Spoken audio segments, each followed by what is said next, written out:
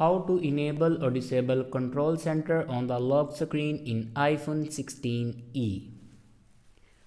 So let's start the video. First of all, open settings. In settings, scroll down and then click on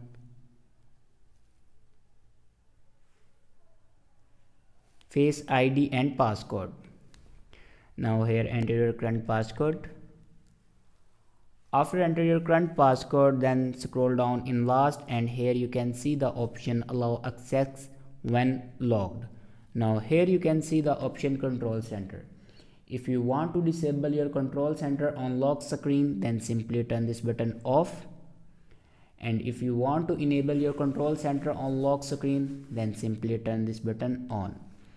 So this is the way to enable or disable control center on lock screen in iPhone 16e. I hope this video is helpful for you. Thanks for watching.